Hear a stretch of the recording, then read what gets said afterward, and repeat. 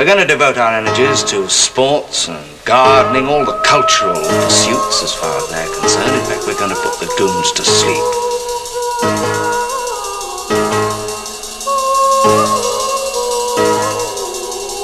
Meanwhile, we dig.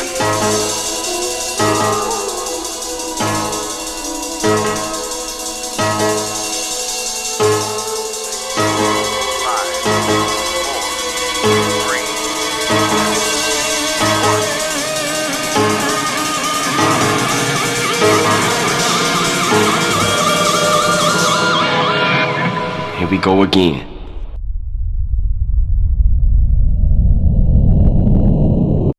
Greetings and welcome to the Anadrome. This is Burn Power coming to you from Tbilisi, Georgia. It's not near Atlanta, it's not near Macon. It is, in fact, on the border of Europe and Asia. Look it up. Well, I just saw the film Weapons by Zach Cregger. And you're going to see that a lot of people really like this film. A few people have quibbles. I don't so much. I think it's a pretty good film, and I'm going to explain why.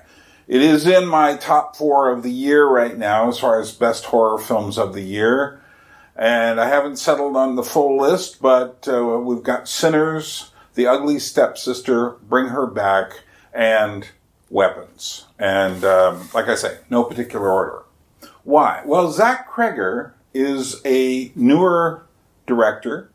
He directed the 2022 Barbarian movie, which is not a movie about barbarians, but it is a horror film with some odds and ends and twists that unfortunately I haven't seen. And the reason I haven't seen it is because it has been stranded in streaming land. And if you know me, I don't do streaming land because streaming land to me is killing movies. And unless I really have to, I won't watch it. Now, what I did do is, back in the end of 2022, I signed up for Netflix for a month, but it wasn't there anymore. And I certainly am not going to jump around from streaming site to streaming site just to find it.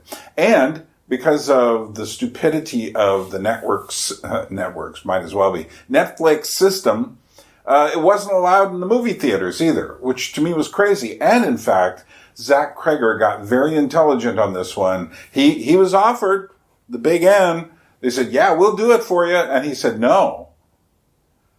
And there's some other people who wanted him for streaming, and he said, no, I want it in theaters. And it's a good job he did, because this film should be seen in theaters, and as of the date of this review, soon. You know, get there this month, you know, wherever you are, and go watch Weapons. You can stop now and go watch it and come back. But I'm not going to go into explaining too much about the film. I'm going to leave it a bit of a mystery because I have another video coming up. I also, right before this film, I saw Bring Her Back because that didn't show up here until July 31st. So these two are fresh on my mind. And I'm going to do a Bring Her Back video, but I'm going to go into much more depth on it since it's largely out of most theaters. And I see a lot of connections between Bring Her Back and Weapons. And not only that, with films like Longlegs as well. There's a mood in these films. It's very gray. We've kind of reached this gray mood. I mean, even people were all complaining because Wicked has this gray tone over the whole thing. And you're sitting there saying to yourself, why? And that is a good question. Someone who deals with these things more than I do should look into where the gray came from and why it's still here. And how come movies that should be in dazzling color, like Wicked, which I'm not saying I liked it all that much, but still, you know, I'm sitting there watching it here on a screen with 3D goggles on, and I'm sitting there going like, why? It's gray, and then I have to put these on extra? No, it should be vibrant, like The Wizard of Oz. I guess they thought, yeah, it is like The Wizard of Oz. The first part before the tornado. But yeah, we've arrived at this point where there are all these gray films. Back in the 1970s, I remember when I first really started studying movies and going to the movie theaters. I remember going to see films like The Godfather or even The Exorcist or any number of other films, and just thinking how much browns, dark browns and such, were showing up. And there was a sense, there were a lot of darker colored films then. And that's the point at which they started to make this break. Now, in the 80s, colors came back, obviously. But then I noticed that maybe it was the X-Files that brought this, it's like every office now is dark inside. And how did that happen? Well, the truth of the matter, it is awfully boring to shoot in the standard office building because the lights are so bright that, it's like, what film could be shot there? So there's been a convention ever since to make office buildings look a lot darker than they are, which in some cases has led to actual office buildings being a little more human colored, like with better lighting and such. Yet so many businesses are just flooded with lights. And in fact, I first started noticing eye problems when I worked in New York City, working under an embankment of fluorescent lights that could have easily lit up like Yankee Stadium. But let's talk about weapons. And before we get too far into this, let me just remind you, I have a Patreon. I need people to go over there and join up. I also need you to like, share, subscribe, do those things because we are being controlled by algorithms. I am on the low end of that scale. The algorithm does not reward meaning. It rewards addiction. So it rewards things. So if someone makes a really clickbaity title, it rewards that. I am just morally opposed to ever doing clickbait titles. So as a result, I don't make a lot of extra cash doing this, although I probably should. So support me. If you like what I'm doing, support me. Because otherwise, how will it survive if no one cares? Do you care? Okay, enough of that. So, the story has a setup, and this is not spoiling anything. This is literally the thing you see in the trailers for the movie. It is literally the first 5 minutes of the movie, that there's a group of students from this one classroom. They're all about, 8, 9, 10 years old. Don't ask me to quote me on what age they are. And they all disappear. They all get up and walk away, and it's like they have this weird body language where they go flying and then they leave and they never come back. Except for one kid who stays in the class.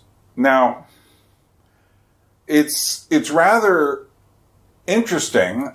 Just in setting that up, there was a teacher, their teacher, who comes to the class to teach, and then all the kids except the one little guy who's kind of confused or kind of morose is sitting there. But what happens, and this also happens within the first 5 minutes of the film, is the teacher somehow gets blamed for it. The parents get rather crazy about it. As you can imagine, a small community would if like 17 students or something all disappeared. And the only person who seemed connected to it is some teacher in a school. So it starts like that, and so you're kind of being led into this mystery. What happened? Now, there are idiots out there, and I call them idiots because they don't seem to realize we are in the land of gender bending. Well, we're in that land. We're in the land of genre bending, which all seems to be a postmodern plot, where the students' mystery, some people are saying, well, it's really a whodunit thriller. And I'm going like, yeah, you might say that for the first part of the film, but by the time you get to the end, you're going to be in a different ballpark altogether. And you are going to get if you need some blood, you're going to get some blood. And it's not going to be murder mystery blood. It's going to be horror blood. It's going to be crazy stuff. And this film is frightening. I will say that. This gets a high level score for me for the fear factor. There were moments I'm sitting there going like, just going like, what is going on? And what's great about this film is you may think I know what's going on. Trust me, you don't.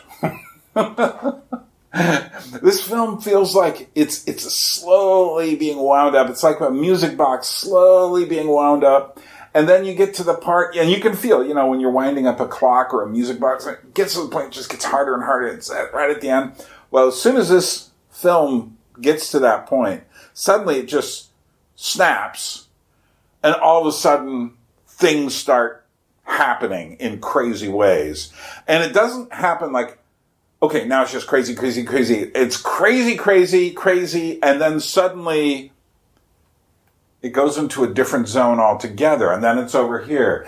But and in fact, this is told from the perspective of about 5 different people. I believe that's the number of different chapters with different people's names.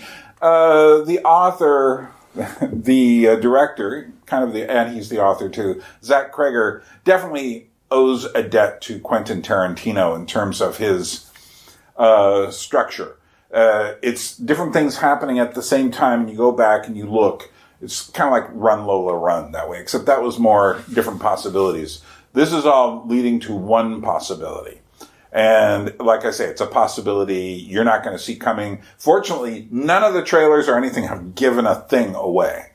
I mean, whatever you're seeing in the trailers doesn't matter because it just doesn't tell you anything, which is great. I'm glad somebody has learned how to finally make film trailers again, at least one person, so that they don't tell you the whole movie, because we've been subjected to this for about 20 years now, of these terrible trailers that give away too much, because they're dumbing down the audiences. The audiences are accepting the dumbing down. And they're like, well, I'm not going to, I wonder what they do in this film. I don't know if I should see it. Oh, it's going to end like that. Great, I'll go. It's just like, no, just go. And if you respect my word at all about horror films, just go. Because you should. And the acting in this film is great. I'd like to point out Julia Garner, who is the suspect teacher. And the interesting thing about these characters is they're more than one thing. They are not simply characters who are paper characters. Julia Garner comes off as being kind of innocent, and then she comes off as being kind of alcoholic, and then kind of desperate. And yet at the same time, you feel for her. Josh Brolin is in this, and he, of course, has done so many good things. And he plays an obsessed father. There is a rumor going around that Pedro Pascal was offered this role, and I'm just going like, can you get that guy a break? Maybe about 10 years away, because we've seen enough of him in the last 5 to last for a very long time. And I'm not saying he's a terrible actor. I'm just saying, and I'm sure I'm not alone, Pedro Pascal fatigue is real. And also interviewing him is even worse. So, but Josh Brolin, I can't imagine anyone else doing it as well as he did. Certainly not Mr. Pascal. And he does a great job. He could have been used even more in the film. Then we have Amy Madigan, who I haven't seen in a while. In fact, she plays this Aunt Gladys. And when I first saw her in the movie, I wasn't sure who it is because she's wearing all this really bad lipstick and sunglasses and such. And then eventually I'm saying, like, oh, wait, I know her. She's much older than the last time I saw her. Of course, she's also made up to be older as well. But I haven't seen Amy Madigan regularly in movies since the 80s. But evidently Zach Cregger has, and he uses her well too effectively. All I'll say is this. When you're done with this movie, she's going to be the face you remember most of all. And then there's a guy named Austin Abrams. I almost misread it as autism, but we won't go there. Austin Abrams, who plays this homeless street guy, drug addict named James. And his character is really, he gives it a very interesting twist. And he does play an interesting part in the movie.